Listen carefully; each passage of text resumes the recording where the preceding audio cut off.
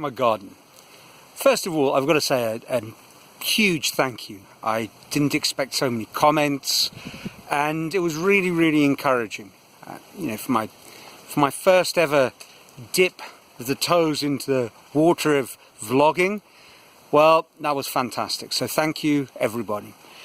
It did kind of provoke a few interesting talking points, and an idea that a few of you picked up on. First one, I think, was my good friend Trevor from Port Elizabeth, now in the States, was this idea, well, if action precedes motivation, well, what made you do the thing in the first place? I mean, something made you do it, and whatever that was, whether it was the slightest little itch that needed to be scratched, it was a motivating force. And obviously that's true. And if we look at our life as a continuum, it's a string of moments that provoke us into action, that cause some sort of development or growth, or perhaps decay, followed by new inspirations or motivations. And so I guess in that sense, it's all a bit of a cycle. And I suppose a valid question then is it becomes a bit of a, is it the chicken or the egg? The acorn or the oak? What really did come first? I mean, we can track it back to being a little child, and everything's done very instinctively, but at some point we start doing things with intention. I guess what I was talking about is something that connects with my art. Very often I find myself, I have an amazing idea, but I just don't do it. I mean, the idea stays an idea in my mind, and it just never leaves there. And what's holding me back? Is it fear? Is it my work habits? One of the steps towards overcoming that for me was starting to write things down. So, even if I quietened the inner voice and avoided taking action, then I still had something to come back to that would remind me. But what I wanted to talk about in this clip was another thing that kind of provokes us into action, and that is there's no intention at all. It's just blind luck. Stuff happens and we respond in a certain way, and the outcome is completely unanticipated. I'm not the only one. Apparently it's one of the 3 most favoured words in the English language, but I love the word serendipity. For those of you who like a little bit of etymology, well, serendipity was coined in 1754, thereabouts, by Horace Walpole, the first son, or the son of the first English Prime Minister, and it refers to a story about 3 princes who kind of go on a mad detective caper to rescue a camel in what is now Sri Lanka. But back in the day, in the 18th century, it was the island of Serendip. So, hence the word serendipity. And throughout my life, I think this is something, when I look back on almost always the best events, there is an element of that. Some chance encounter, some crazy story, and one thing leads to another, and suddenly you're in this new, unimagined, but wonderful place.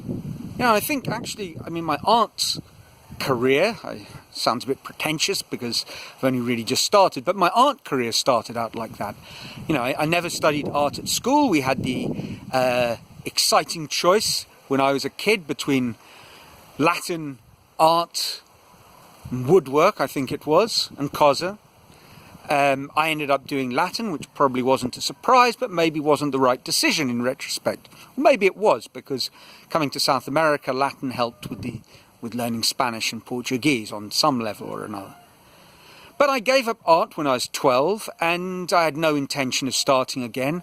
And the only reason I started drawing when I was in England was because, well, it gave me something to do when I was waiting for my friend Mick, the art teacher, before we went to the pub on a Friday afternoon. The Green Man, famous pub in Putney. And he ran an art club, so I'd patiently wait for him. And then, well, it seemed like the most obvious thing in the world to do if I was waiting, to start drawing. And so I started drawing, and then I left England and I stopped drawing.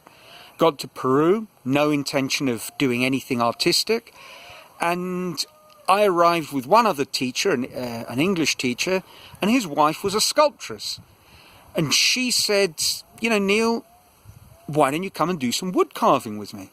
Well, all I could remember of wood carving was my standard 5 and standard 6 woodworking days, which were far from successful. So I said, I don't think that's me, Gloria, to be quite honest. She said, no, come on, it'll be fun. And it'll be a chance to learn Spanish in a practical sort of way. She was from Colombia.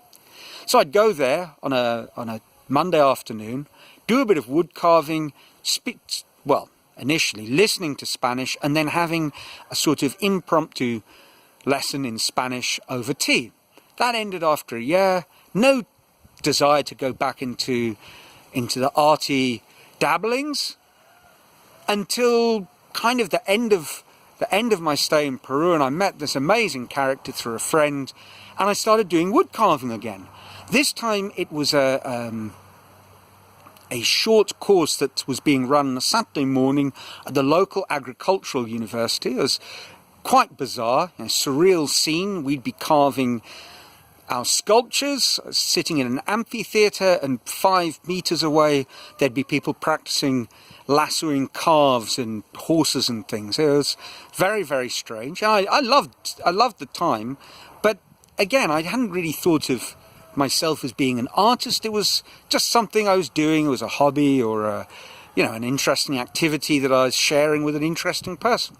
I got to Brazil, still no interest in pursuing art. I was walking around, kind of getting my bearings in Sao Paulo shortly after I'd arrived, and I met a Brazilian guy, Marcelo Melo, whose girlfriend spoke some English, and we got chatting. He was sort of lumping some metal sculptures around outside his workshop. We got chatting, and it turned out that he liked 2 of the things I really liked, football and beer. So we quickly became friends, and he invited me to come and he ran a sculpture course, and he said, well, why don't you come and join me? This time it was welded metal. I mean, when I was a kid, I wasn't trusted changing a plug. You know, I fell into our swimming pool cleaning it. I really wasn't the practical sort of guy.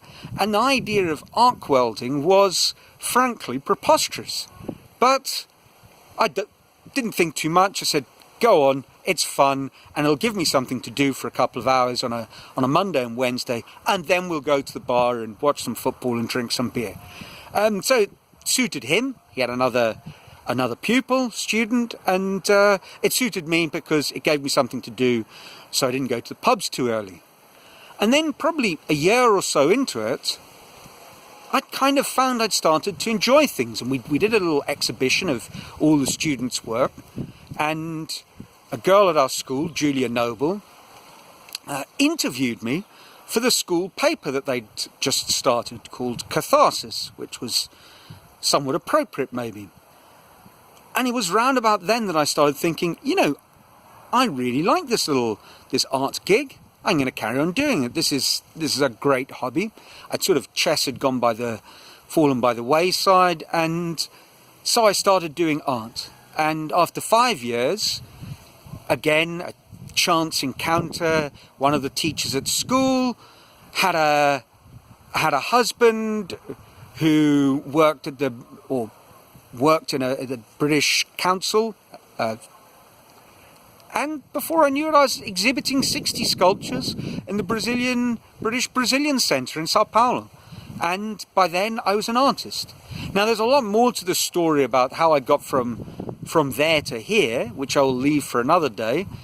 But I think I've realised throughout my life that some of the best things that happen to me are just random chance encounters that I just roll with, and as long as I don't overthink it, and as long as I don't get too focused on the outcome and just enjoy the moment, the outcome tends to be pretty interesting. Whenever I've got hooked up on, the ambitious goal or the amazing outcome, well, I'm not sure it works out so well. That's it for today, a bit longer than yesterday, but I'm going to give you a break for a few days after this, so you can perhaps watch this in 2 sittings.